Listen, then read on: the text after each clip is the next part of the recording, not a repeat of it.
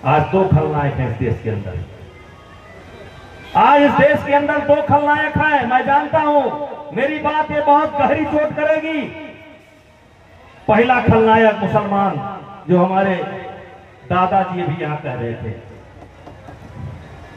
हाँ, उनके दृष्टि में केवल मुसलमान ही बचा है और कोई नहीं। सारी समस्या मुसलमान है, वही है ये। ठीक भैया, आप जिंदाबाद आपका। लेकिन मैं बताना चाहता हूं, पहला खलनायक मुसलमान और दूसरा खलनायक इस समय सबन है, सबन है, सबन सबन सबन सबन सबन सबन।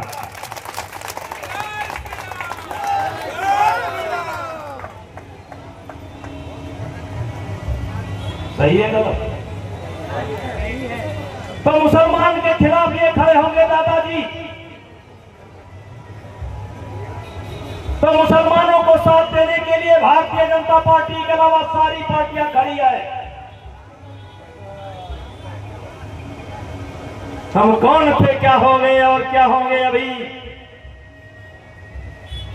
मुसलमानों का साथ देने के लिए देश की सारी पार्टियां खड़ी हैं और सवर्णों का साथ देने के लिए कौन सी पार्टी खड़ी है, जरा हमसे हम उसका नाम बता दो। कोई नहीं। इसलिए कहना चाहता हूं, इतने गहरे भाव कहां से आए होंगे, इतने गहरे भाव कहां से आए होंगे, और लगता है तुमने भी दोस्त बनाए होंगे। तो मेरे भाइयों, हमें राम के बताए हुए रास्ते पर चलना पड़ेगा, क्योंकि जो राम का रास्ता है, वर्तमान की जो परिस्थिति है आपकी, राम के बताए हुए रास्ते में ही आपका समाधान है। राम जी ने किसको जोड़ा? केवट को जोड़ा। राम जी ने किसका आशीर्वाद लिया? ऋषि भारद्वाज का आशीर्वाद लिया। राम ने किसको जोड़ा? आदिवासी, जंगलवासी, वनवासी, सबको जोड़ा। जोड़ा कि नहीं जोड़ा? जोड़ा।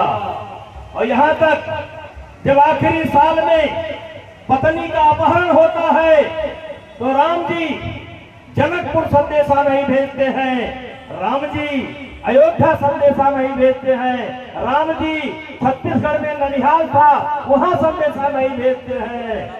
वही एक सेना बनाते हैं जो गरीबों की सेना थी, भीलों की सेना थी, गिधराज जटायु के वंश वालों की सेना थी, आदिवासी वनवासी एक सेना बनाते हैं और उसी सेना के बल पर लंका विजय प्राप्त करते हैं। और लंका विजय प्राप्त करने के बाद अयोध्या लौट करके आते हैं और मर्यादा पुरुषोत्तम वो राम।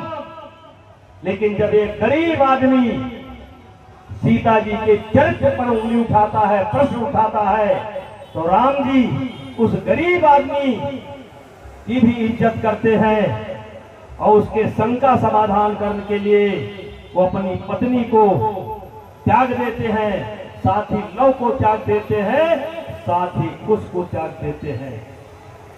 तो मेरे भाइयों, हमें राम जी के बताए हुए रास्ते पर चलना होगा।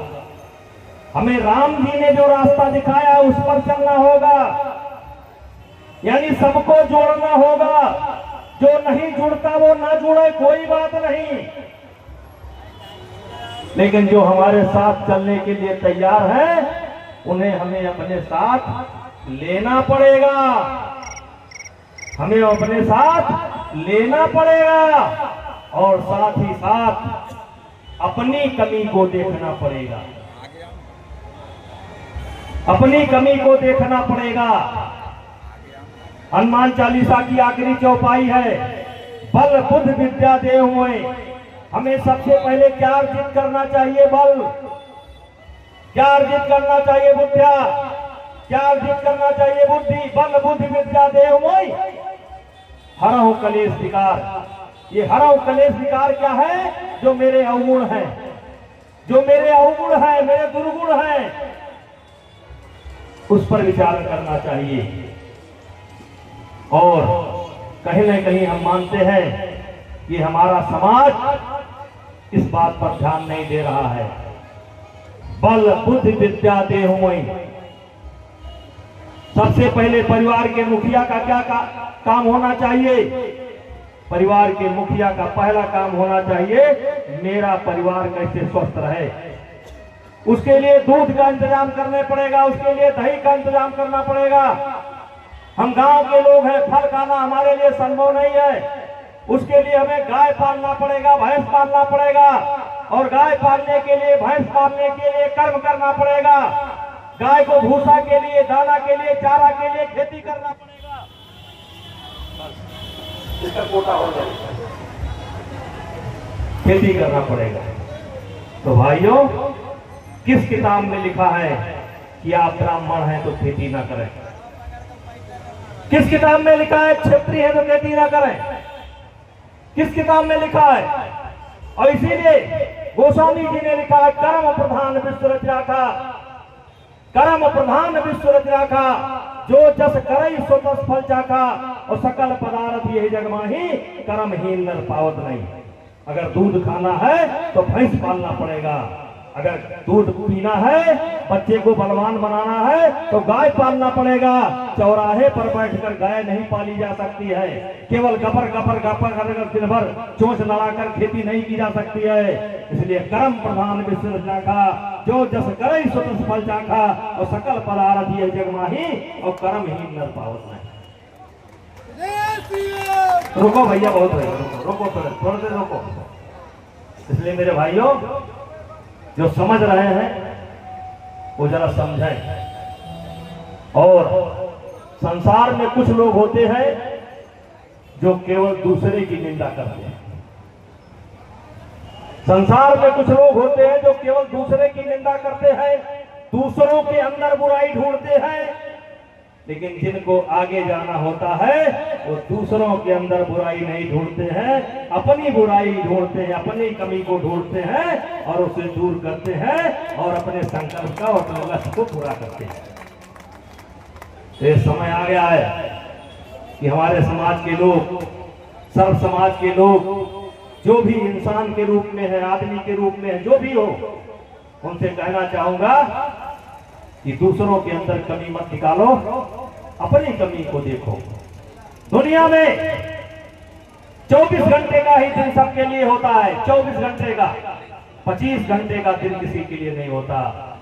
लेकिन जो लोग समय पर जगते हैं, समयबद्ध कार्यक्रम करते हैं, कब क्या करना है इस हिसाब से करते हैं, वो अपने लक्ष्य को पूरा करते हैं, और अपनी ही नहीं, अपने परिवार की जिंदगी बदल देते हैं, अपने माध्यम से अपने गांव को सम्मान का रास्ता दिखा देते हैं, अपने राष्ट्र को सम्मानित करते हैं। इसलिए मैं यही निवेदन करना चाहता हूं कि दूसरों की निंदा करना बंद करो, और निंदा करना है तो अपनी निंदा करो। और अपनी निंदा कैसे करोगे? क्योंकि तुम अंधे हो, तुम बहरे हो, तुम गूंगे हो।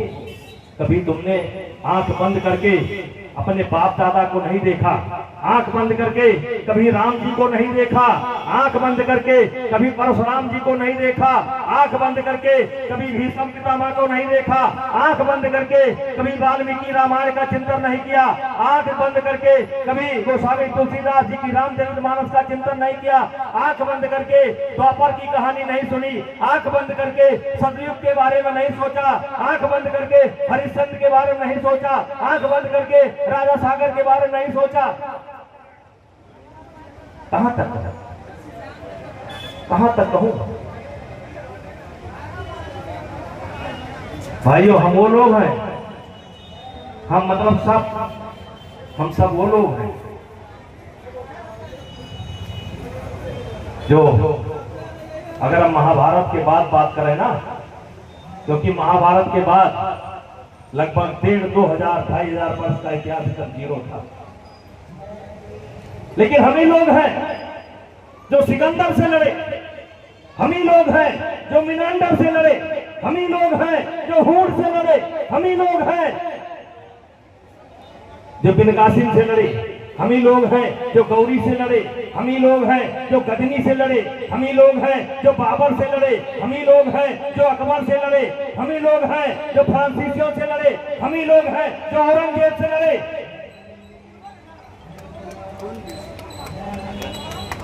1957 तक ले मंगल पांडे कौन थे? हम थे। चित्तू पांडे कौन थे? हम थे। कुंवर सिंह कौन थे? हम थे। भगत सिंह कौन थे? हम थे। चंद्रशेखर कौन थे? हम थे। हर ब्लॉक पर सूची टंगी हुई है, हर ब्लॉक पर, हर ब्लॉक पर सूची टंगी हुई है, हम कब लड़े। लेकिन मेरे भाइयों 1957 में 47 में जब आजादी मिली तो लिख दिया गया सबका नाम खत्म, कुंवर सिंह खत्म, देवी भगत सिंह खत्म, बस्ती के राजा जालिम सिंह खत्म, बहराइच के बलभद्र सिंह खत्म। बलभद्र सिंह के साथ कुंवर सिंह जी लड़े थे, चिन्हट में जाकर के लड़े थे, बड़ी लंबी कथा है। और लिख दिया गया झांसी की रानी खत्म, और लिख दिया गया, क्या लिख दिया गया? साबरमती के संग तूने कर दिया कमाल,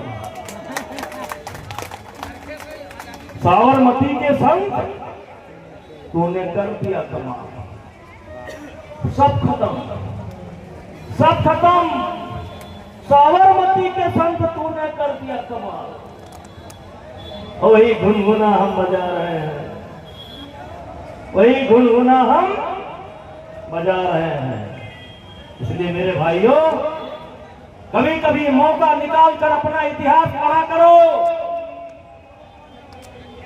पेड़ तब तक खड़ा रहता है जब तक वो मिट्टी से जुड़ा रहता है। आप तब तक खड़े रहेंगे जब तक अपने इतिहास से जुड़े रहेंगे। जिस दिन आपका इतिहास समाप्त हो जाएगा उस दिन आप समाप्त हो जाएंगे। और आपका इतिहास समाप्त करने के लिए सब कुछ किया गया, कुछ अंग्रेजों के द्वारा किया गया, कुछ जीते हुए राजाओं के द्वारा किया गया, जो बचा था कांग्रेस के रजीम में किया गया।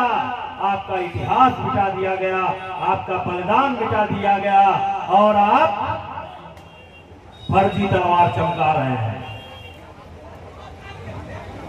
इसलिए मेरे भाइयों किससे मन की बात कहूं मैं, सुनने को तैयार कौन है, फुर्सत किसको कितनी है, लगे हुए सब अपने अपने, सबको अपनी अपनी है। बनकर मूक मेघ सा कब तक बोलो वज्राघात सहूं मैं, किससे मन की बात। तो कभी कभी समय निकाल करके अपना इतिहास पलटा करिए। फिर उनके अंदर क्या था, आपके अंदर क्या नहीं है, इसका अध्ययन करिए। अपने बाल बच्चों को सबसे पहले स्वस्थ बनाइए, स्वस्थ बनाइए। सबसे पहला लक्ष्य क्या होना चाहिए? स्वस्थ। बल बुद्धि विद्या देहु सबसे पहला टारगेट होना चाहिए। जब बच्चे के पास बल होगा तो बुद्धि अपने आप आ जाएगी, और बल और बुद्धि जब होगा तो भोजन का इंतजाम भी अपने आप हो जाएगा। इसलिए सिर पर कुलीनता का टीका, भीतर जीवन का रस टीका। कुछ ऐसे नर भी होते हैं, कुछ ऐसे भी नर होते हैं, कुल को खाते और खोते हैं। यशस्वी पुरुष अपने ऊपर चलता नक्षत्र पुरुषों का घर, अपना बल तेज जगाता है, सम्मान जगत में पाता। ये काम अकेले मेरे से नहीं होगा, ये अकेले मंच पर बैठे हुए लोगों से नहीं होगा। ये बात घर घर ले जानी चाहिए कि हमने अपने बेटे को राम के बताए हुए रास्ते पर ले जाना है। तो राम के बताए हुए रास्ते पर भी जाने के लिए सबसे पहले बल की जरूरत पड़ेगी, इन गुरु की जरूरत पड़ेगी। बल बुद्धि विद्या देह मोहि हरहु कलेश विकार। नहीं ऐसे सड़ी गड़ी जिंदगी जीते रहोगे, केवल 2 वक्त की रोटी के लिए परेशान रहोगे, कपड़े के लिए परेशान रहोगे, नौकरी के लिए परेशान रहोगे, हाय हाय करते रहोगे, और ये जिंदगी बीत जाएगी। इस जिंदगी को अगर स्वर्णमयी बनाना है, ऐतिहासिक बनाना है, तो हनुमान जी की वो चौपाई, बल बुद्धि विद्या देहु मोहि हरहु कलेश विकार। रात दिन अपने बच्चों के मन में ठूस ठूस कर भरो कि हमारे बच्चे स्वस्थ हों, सबसे प्रथम निरोगी काया, दूसरा सुख जब घर में माया।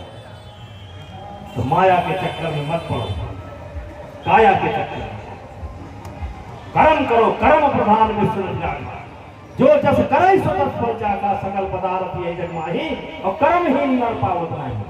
शर्म छोड़ो, शर्म छोड़ो। जिस दिन शर्म छोड़ दोगे उस दिन सर उठाकर चलने लायक हो जाओगे, क्योंकि आपके बाप दादा इतना छोड़कर आपके पास गए हैं, लेकिन आपको शर्म मारे डाल रहा है। आप शर्म के कारण परेशान हैं।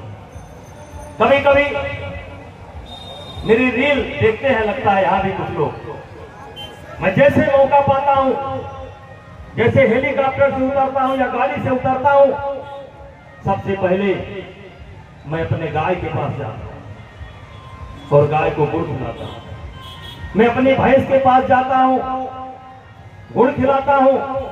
मैं अपने नौकरों चाकरों से पूरी व्यवस्था के बारे में जिम्मेदारी चेक करता हूं। मैं अपनी खेती बाड़ी का भी स्वयं ध्यान रखता हूं। कहने का मेरे मतलब, मेरे गांव के लोगों, खेती से जुड़े लोगों, किसान भाइयों, हाथ जोड़ता हूं। मुझको मौका मिल जाता है, 6 बार मैं स्वयं सांसद रहा, 1 बार मेरी पत्नी सांसद रही, 1 बेटा सांसद है, 1 बेटा 2 बार से विधायक है।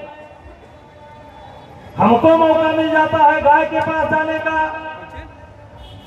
हमको मौका मिल जाता है भैंस के पास जाने का, हमको मिल जाता है खेती देखने का, लेकिन आपको नहीं मिलता, क्योंकि आप बहुत बड़े आदमी हैं। अगर गाय के पास जाएंगे